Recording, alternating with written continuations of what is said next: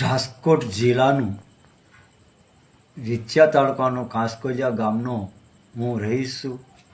મારું નામ બારૈયા ભીમજી પરસોત્તમભાઈ છે અને અમે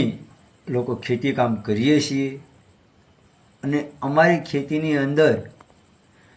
આયાના કંપની દ્વારા ઊભી કરવામાં આવેલી પવનચક્કીની વીજ પોલ લાઈન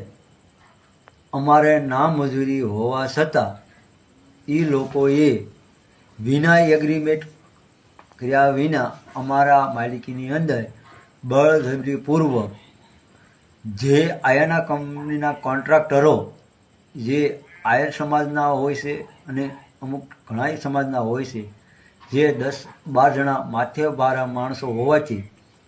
મારા ભાઈ અને મારી ભોજાઈ ના પાડવા જવા છતાં